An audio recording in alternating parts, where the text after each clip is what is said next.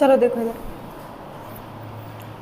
देखो last class में हमने देख लिया था ऑर्गेनिक इवोल्यूशन क्या होता है, ये सारी चीज़ें हमने देख ली थी। हमने क्या क्या देख चुके हैं हम, केमिकल इवोल्यूशन, बायोलॉजिकल इवोल्यूशन और एक ऑर्गेनिक इवोल्यूशन। ठीक है, देखो केमिकल इवोल्यूशन में क्या होता था, एटम से ऑर्गेनिक सब्सटेंस बनते थे, बायोलॉजिकल में ऑर्गेनिक सब्सटेंस से सिंपल लाइफ, और फिर ऑर्गेनिक इवोल्यूशन में सिंपल लाइफ से क्या बनी थी, कॉम्प्लेक्स लाइफ। उसका एक सीक्वेंस भी हम देख चुके हैं कैसे से क्या बना था। सबसे पहले बने थे आपके प्रोटोबायोन्ट्स, और उससे धीरे धीरे करके लास्ट में कौन बन गए थे, हमारे हायर एनिमल्स। सबसे लास्ट में हमारे एनिमल्स ही बने थे। इतनी बातें क्लियर है, कोई दिक्कत है? ठीक है, देखो अब हम क्या पढ़ेंगे, अब हम मेनली फोकस करेंगे ऑर्गेनिक इवोल्यूशन पे, क्योंकि हमने केमिकल इवोल्यूशन डिटेल में हम देख चुके हैं, बायोलॉजिकल भी हम डिटेल में देख चुके हैं। बात करते हैं ऑर्गेनिक की। ऑर्गेनिक का हमने सीक्वेंस तो देख लिया पर उसे डिटेल में नहीं पढ़ा।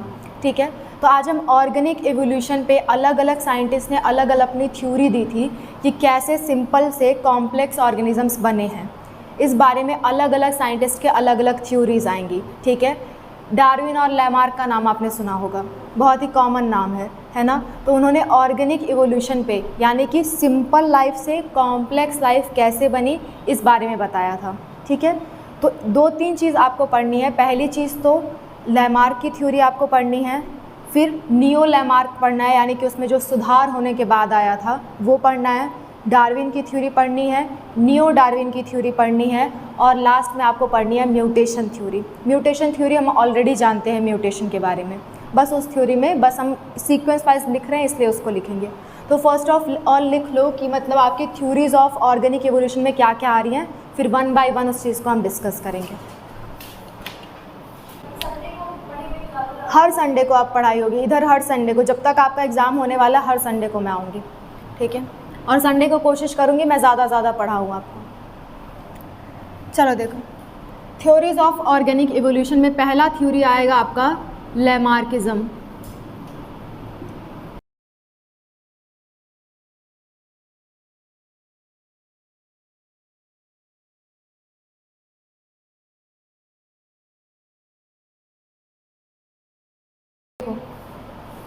ऑर्गेनिक इवोल्यूशन यानी कि सिंपल लाइफ से क्या बनाना है हमें, कॉम्प्लेक्स लाइफ।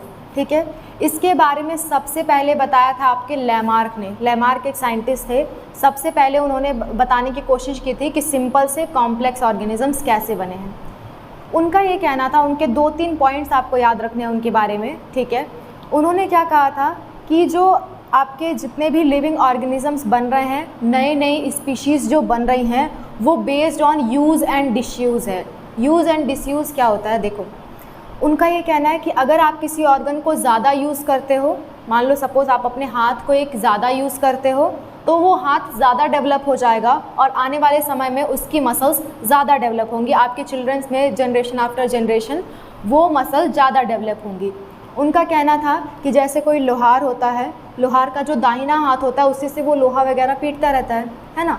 तो उनका कहना था कि जो उनके बच्चे होते हैं उनमें भी दाहिना हाथ मजबूत होता है। ऐसा उन्होंने कहा था कि मतलब जिस पार्ट का आप ज़्यादा यूज़ करोगे आने वाले समय में वो पार्ट आपका स्ट्रॉन्ग होगा। ठीक है, और ये चीज़ जनरेशन आफ्टर जनरेशन ट्रांसफ़र होती रह रही है, और एक समय ऐसा आएगा जब ये कुछ नया बना देगा। ऐसे यूज़ एंड डिसयूज़ के आधार पे कुछ नए ऑर्गेनिजम्स बन सकते हैं। जैसे देखो, उन्होंने एक बहुत कॉमन एग्जांपल लिया था गोट एंड जिराफ का। किसका? बकरी का और जिराफ को हिंदी में क्या बोलते हैं, आई डोंट नो। ठीक है, देखो गोट एंड जिराफ का उन्होंने एग्जांपल लिया था, मैं सब लिखवाऊंगी, डोंट वरी, ध्यान से सुनो बस। उन्होंने क्या कहा था कि पहले जिराफ होते ही नहीं थे, सिर्फ पहले गोट हुआ करती थी, बकरियां हुआ करती थी। क्या किया उन्होंने, मतलब बकरी वगैरह क्या खाती हैं, पत्ते खाती हैं, है ना। तो वो पत्ते वगैरह खाती थी और उनके नंबर इतने ज़्यादा थे कि धीरे धीरे ग्राउंड पे उनके आसपास जब पत्तियां कम होने लगी और तो वो अपना गर्दन को उठा के पेड़ों के पत्तियों को खाने की कोशिश करने लगी। तो क्योंकि उन्होंने अपने गर्दन का बहुत ज़्यादा यूज़ किया तो आने वाले समय में वो मॉडिफाई होके क्या बन गए, जिराफ बन गए। उनका ऐसा कहना था। हालांकि इस थ्योरी को अब हम नहीं मानते हैं। ये आपकी सबसे पुरानी वाली जो थ्योरी होगी वो प्रेजेंट टाइम में वैलिड नहीं होगी, ऐसा हम देख चुके हैं। उनका ये कहना था कि बकरियों की गर्दन यूज़ करने की वजह से उनका गर्दन लंबी हो गई और फाइनली एक नई स्पीशीज़ बन गई जो कि है जिराफ की। उन्होंने ऐसा कहा था, ठीक है। तो उनका पूरा कॉन्सेप्ट किस पे बेस्ड है? Use and disuse of organs. जिस ऑर्गन का आप ज़्यादा यूज़ करोगे वो ज़्यादा डेवलप होगा, जिस ऑर्गन का आप कम यूज़ करोगे वो धीरे धीरे ख़त्म होने लगेगा, ठीक है। उनका ऐसा कहना था। कोई दिक्कत? ओके, तो पहले हेडिंग डाल लो लैमार्किज्म और उसमें 2-3 पॉइंट्स लिखो।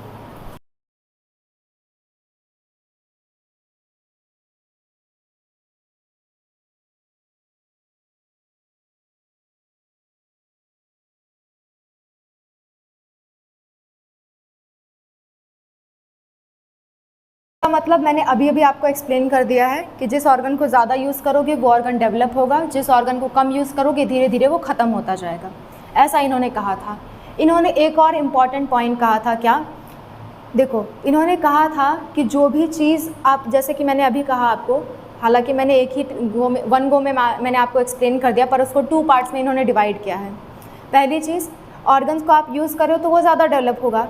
फिर उन्होंने ये कहा कि ये जो कैरेक्टर है वो जनरेशन आफ्टर जनरेशन क्या होगा? ट्रांसफ़र होता रहेगा। यानी कि एक्वायर्ड कैरेक्टर्स भी क्या हो सकते हैं? ट्रांसफ़र हो सकते हैं। एक्वायर्ड मतलब जो आपने अपनी स्किल से गेन किया है, अपनी लाइफ में जो आपने अपनी स्किल से गेन किया उसे कहते हैं एक्वायर्ड, ठीक है। और जो ऑलरेडी है उसे कहते हैं इन्नेट। 2 वर्ड आप जानते होगे, इम्यूनिटी से रिलेटेड वर्ड है। एक होता है एक्वायर्ड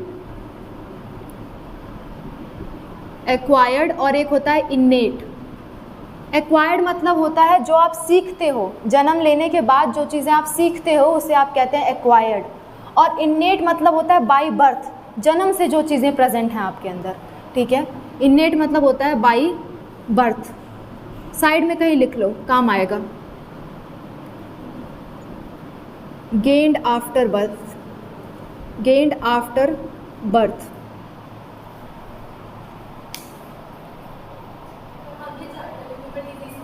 हाँ, उसमें भी आएगा ये। मतलब मैं ये वर्ड का मतलब बताना चाहती हूँ, यहाँ कैरेक्टर से मतलब है, वहाँ इम्यूनिटी से मतलब रहेगा। इधर एक्वायर्ड मतलब होता है जो आपने बर्थ के बाद लिया है। जैसे कि स्विमिंग करना कोई सीखा है तो वो जन्म से नहीं सीख के आया था, उसने आके सीखा है यहाँ पे, ठीक है। साइकिलिंग करना किसी ने सीखी है तो वो जन्म से नहीं सीखा था, उसने आके यहाँ सीखी है, ठीक है। तो एक्वायर्ड मतलब होता है जो आपने बर्थ के बाद सीखी है। इन्नेट मतलब जो आपको पहले से मालूम है। जैसे आपकी ब्लड सेल्स के अंदर, आपकी ब्लड सेल्स में कुछ एबिलिटी है फाइट करने के लिए, कोई भी बाहरी चीज़ आएगा आपकी ब्लड उससे फाइट करेगी, WBC उससे फाइट करेगी। ये आपका जन्मजात कैरेक्टर है, ठीक है। आप धीरे धीरे आप खाना खाते हो, आपको भूख लगती है, ये आपको बचपन से लगती है, आपको किसी ने सिखाया नहीं कि भूख लगनी चाहिए, ये आपको बचपन से लगती है, तो वो आपका इन्नेट कैरेक्टर है, ठीक है। दोनों में फ़र्क समझ में आया? ओके। ये क्या कहते हैं, इन्नेट चीज़ें तो हमेशा ट्रांसफ़र होती रहती हैं क्योंकि बाय बर्थ वो रहती हैं, तो मतलब हमारे माता पिता से हमारे अंदर वो कैरेक्टर्स ट्रांसफ़र हुए हैं। लेकिन ये ऐसा कहते हैं कि एक्वायर्ड कैरेक्टर्स भी ट्रांसफ़र होते हैं, यानी कि जो आपने सीखा है वो भी अगले जनरेशन में ट्रांसफ़र होगा, ऐसा ये कहते हैं। हालांकि इसको नेक्स्ट हम गलत प्रूफ करने वाले हैं, पर क्योंकि इनका ये इंपॉर्टेंट पॉइंट है तो आपको नोट करना है, ठीक है। तो इन्होंने क्या कहा, इनहेरिटेंस ऑफ एक्वायर्ड कैरेक्टर, जो चीज़ आप सीखते हो वो भी क्या होगा, जनरेशन आफ्टर जनरेशन ट्रांसफ़र होंगी, ठीक है। तो सेकेंड पॉइंट लिख लो, इनहेरिटेंस ऑफ एक्वायर्ड कैरेक्टर्स।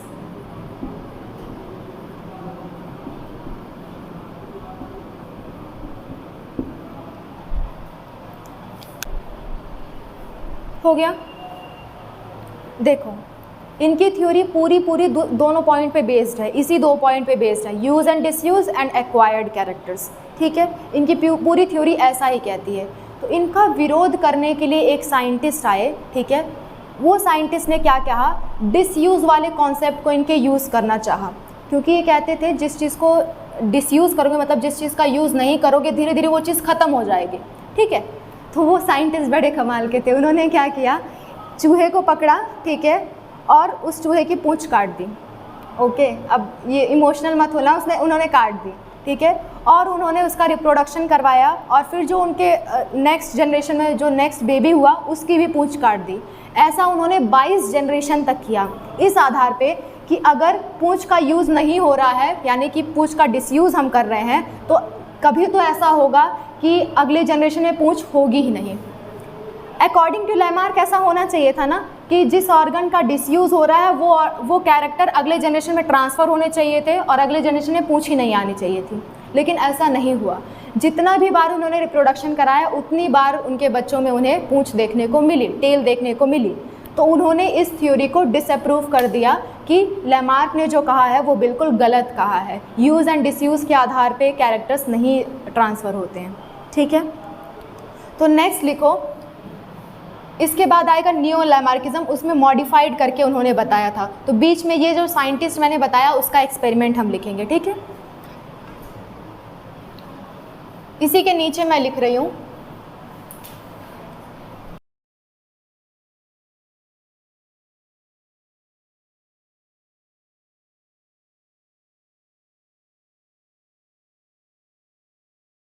ये लिख लो, Weismann theory of continuity of germplasm.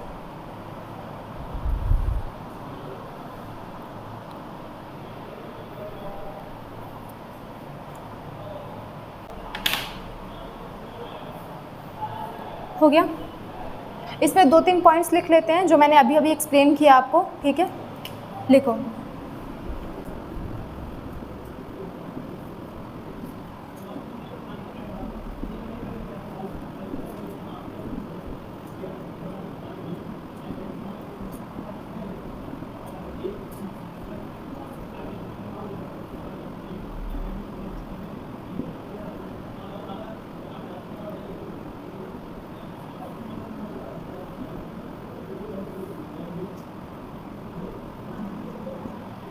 हो गया, क्या हुआ इशू?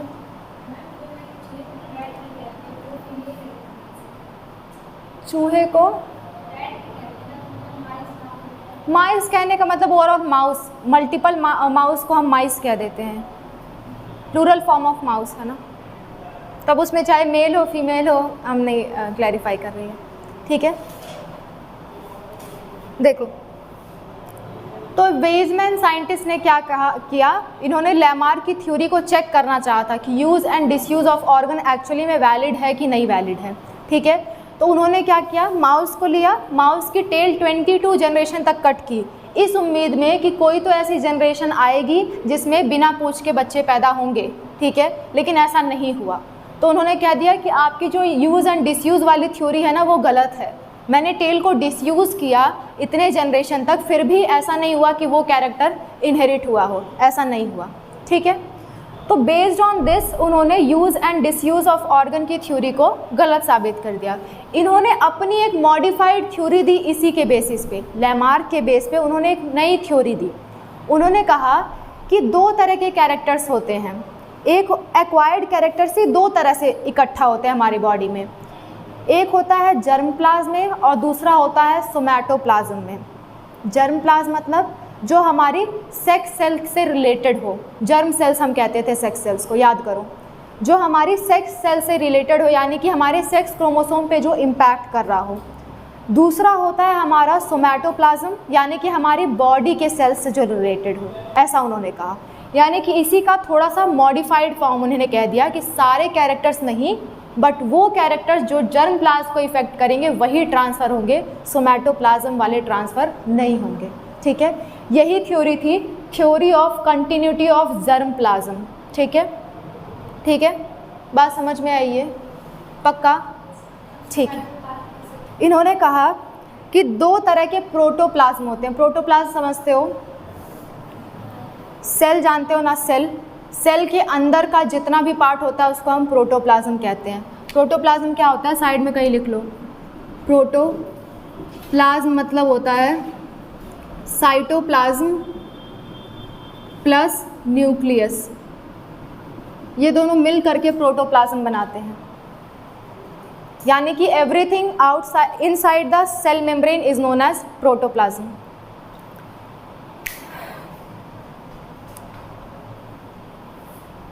हो गया,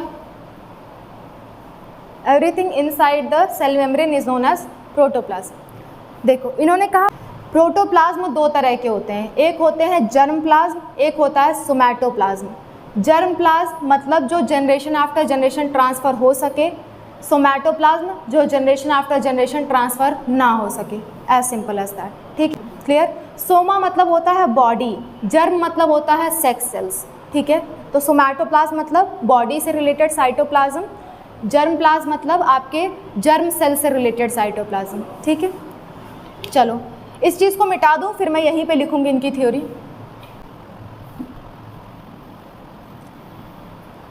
सेकेंड पॉइंट में आप लोग लिखना, ठीक है। He said that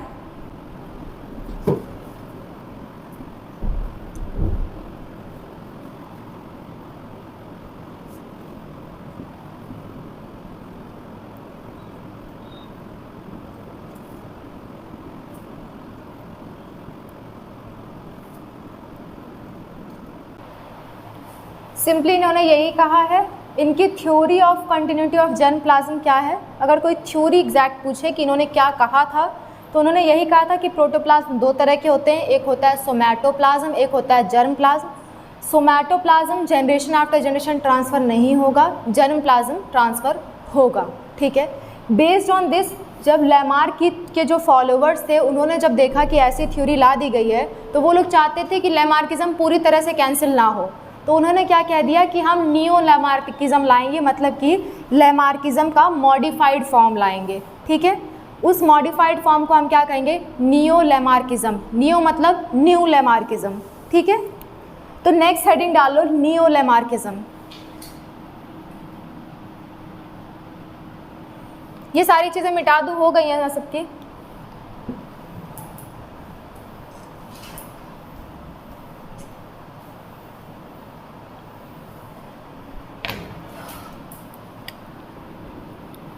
neo Lamarckism ये क्या कहेगा, पहली चीज़ों को वो घूम फिरा के वही बात कहना चाहते हैं, पर थोड़ा सा उसमें मॉडिफाइड करके। ठीक है, देखो अब ये नियो लैमार्किज्म यानी लैमार्क के फॉलोअर्स ने जो नई थ्योरी दी, उन्होंने क्या कहा कि आपके ना फिज़िकल और केमिकल चेंजेस धीरे धीरे आते रहते हैं, क्योंकि इधर देखो, क्योंकि इन्वायरमेंटल लगातार बदलता जा रहा है, क्लाइमेट हमेशा लगातार बदलता जा रहा है, तो जो चेंजेस आ रहे हैं फिज़िकल, केमिकल या बायोलॉजिकल कोई भी चेंजेस आ रहे हैं, वो क्या करते हैं, जर्म प्लाज्म को, सोमैटोप्लाज्म को चेंज कर देते हैं जर्म प्लाज्म में। बात समझ में आई। वेइजमैन ने क्या कहा था, जर्म प्लाज्म अलग है, सोमैटोप्लाज्म अलग है, जर्म प्लाज्म वाला ट्रांसफ़र होगा, सोमैटोप्लाज्म वाला नहीं ट्रांसफ़र होगा। अब ये लोग उसी चीज़ पे मॉडिफाई करने की कोशिश कर रहे हैं ताकि लैमार्क वाली थ्योरी सही हो सके। ये ऐसा कह रहे हैं कि जो आपका सोमैटोप्लाज्म है ना, वो टाइम के साथ साथ चेंज हो जाता है किसमें, जर्म प्लाज्म में, और जब वो जर्म प्लाज्म में चेंज हो गया तो क्या हो जाएगा, इन अलग जनरेशन में ट्रांसफ़र हो जाएगा। कहने का मतलब घूम फिरा के लैमार्क को सही साबित करने का कोशिश कर रहे हैं। तो इसमें लिख लो इन्वायरमेंटल चेंजेस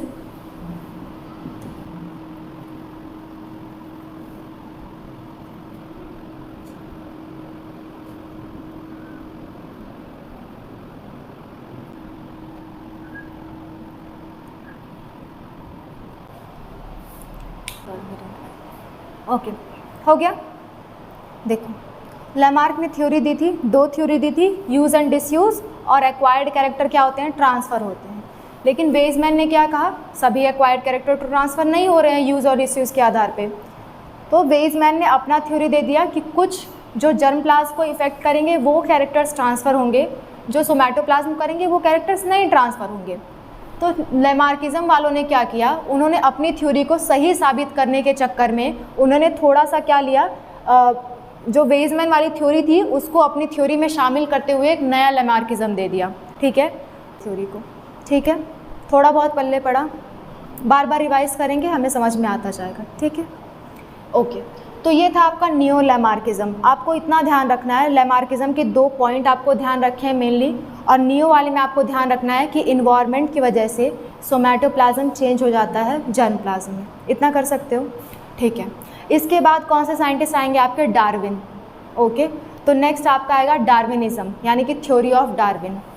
हेडिंग डालो डार्विनिज्म।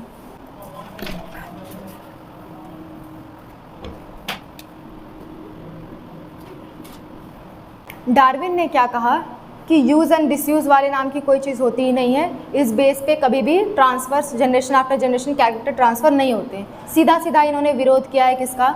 लैमार्क का। ठीक है, इन्होंने क्या कहा है कि देखो सब लोग ये एक्सेप्ट करते हैं कि इवोल्यूशन क्या है? धीरे धीरे आने वाला चेंज है। ठीक है, डार्विन कहते हैं जो ये धीरे धीरे चेंज आया है ना, वो आया है due to natural selection. Natural selection क्या होता है? देखो नेचुरल सेलेक्शन क्या होता है? मान लो हम सारे में से सबकी अलग अलग कैपेबिलिटी है। कोई गर्मी ज़्यादा बर्दाश्त कर सकता है, कोई ठंडी ज़्यादा बर्दाश्त कर सकता है, सबकी अलग अलग कैपेबिलिटी होती है। मान लेते हैं जो आपकी शिवांगी है, शिवांगी ना, मान लेते हैं शिवांगी को गर्मी ज़्यादा बर्दाश्त हो सकती है, बाकी लोग गर्मी बर्दाश्त नहीं कर सकते। ठीक है, तो जैसे ही अर्थ का टेम्परेचर बढ़ेगा, अर्थ में लगातार चेंज आ रहे हैं, सपोज़ कर लेते हैं कि टेम्परेचर बढ़ने वाला कोई चेंज आ गया। ठीक है, टेम्परेचर जैसे ही बढ़ेगा तो बाकी सब लोग सर्वाइव नहीं कर पाएंगे, लेकिन शिवांगी सर्वाइव कर लेगी, यानी कि नेचर ने उसे सेलेक्ट कर लिया बेस्ड ऑन हर कैपेबिलिटी। ठीक है, इसी को कहते हैं हम नेचुरल सिलेक्शन, यानी कि जो केपेबल होगा सर्वाइव करने के लिए वो सर्वाइव करेगा, बाकी सब खत्म होते जाएंगे। ठीक है, बात समझ में आई? जैसे जैसे इन्वायरमेंट चेंज होगा तो नेचर फिटेस्ट को सेलेक्ट करेगी, जो सबसे ज़्यादा फिट होगा उस नेचर में उस चीज़ को सेलेक्ट कर लेगी और बाकी को की डेथ हो जाएगी, बाकी ऑर्गेनिजम्स, बाकी स्पीशीज़ क्या हो जाएंगे? एक्सटिंक्ट। तो ये आपकी एक्सटिंक्शन को भी एक्सप्लेन कर देती है। ये एक्सप्लेन कर देती है कि डायनासोर क्यों एक्सटिंक्ट हुए, क्योंकि वो नेचर के हिसाब से फिट नहीं बैठे, इसलिए वो क्या हो गए? एक्सटिंक्ट हो गए। क्लियर है इतनी बातें? ऐसा कहा था डार्विन ने, और डार्विन की बातें कुछ हद तक हम मानते भी हैं, आज भी मानते हैं। ठीक है, तो इन्होंने 2 पॉइंट्स आपको लिखने हैं, इनमें 2 नहीं 3 पॉइंट्स आपको लिखने हैं। First, natural selection, nature select करती है। नेक्स्ट, सर्वाइवल ऑफ फिटेस्ट, यानी कि जो सबसे फिट होगा वही सर्वाइव करेगा इन अ लॉन्ग रन, और बाकी लोग क्या हो जाएंगे? बाकी लोग की डेथ हो जाएगी, वो एलिमिनेट कर दिए जाएंगे। Next, branching descents. Branching descents क्या होता है ये हम थोड़ा आगे जाके पढ़ेंगे, पर ये 3 पॉइंट्स डार्विन ने कहे हैं तो हम इस चीज़ को लिख लें। कोई दिक्कत इसमें? कोई दिक्कत किसी को? ओके, तो लिखो, इन्होंने 3 पॉइंट्स कहे हैं। Natural selection,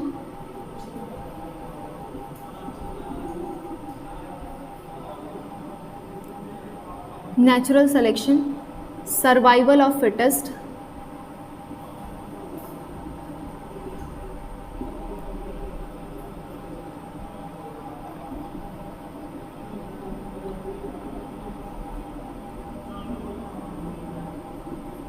branching descents.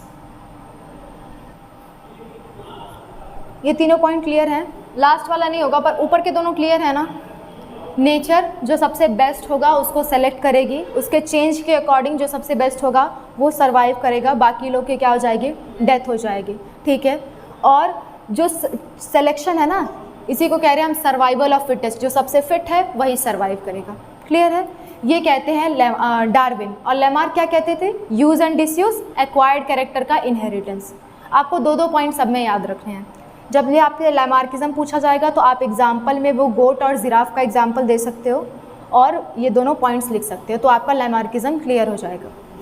Darwin उसी चीज़ को एक्सप्लेन करते हैं। देखो, डार्विन वो गोट वाली थ्योरी को एक्सप्लेन करते हैं, क्योंकि दोनों लगभग सेम समय के साइंटिस्ट थे, लैमार्क और डार्विन। ठीक है, तो लैमार्क ने जो कहा कि गोट और जिराफ वाला क्या हुआ, ठीक है, उसी चीज़ को मॉडिफाई करके डार्विन ने क्या कहा कि पहले शुरू से गोट भी प्रेजेंट थी, जिराफ भी प्रेजेंट था। ठीक है, तो उनमें जो भी मॉडिफिकेशंस आए हैं वो बेस्ड ऑन सर्वाइवल और फिटेस्ट और नेचुरल सिलेक्शन के बेस पे हैं, यूज़ और डिसयूज़ के बेस पे नहीं हैं।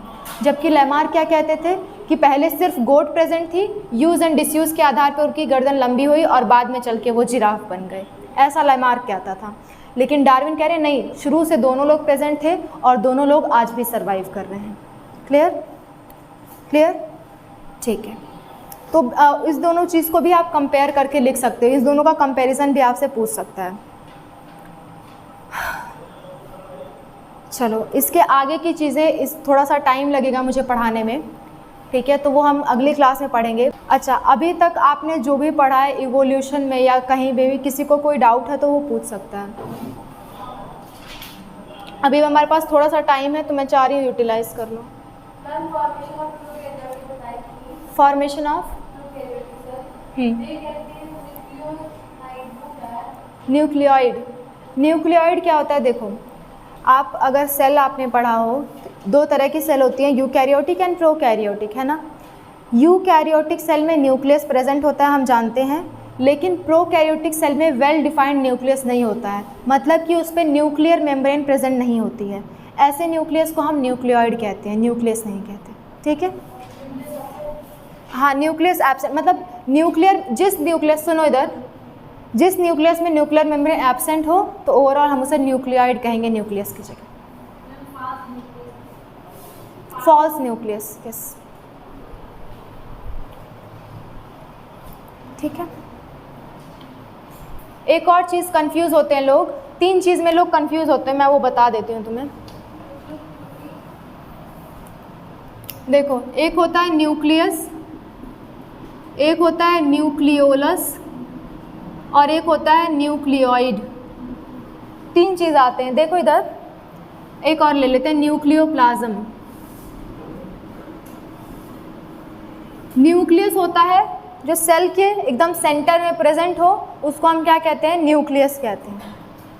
Nucleolus present at centre of, present at centre of nucleus, centre of nucleus. Nucleus जो होता है ना, उसके भी सेंटर में एक छोटा सा पार्ट होता है राउंड सा, उसको आप कहते हो न्यूक्लियोलस, ठीक है। और एक होता है आपका न्यूक्लियोइड, जो कि प्रेजेंट होता है प्रोकैरियोट्स में, प्रेजेंट इन प्रोकैरियोट्स।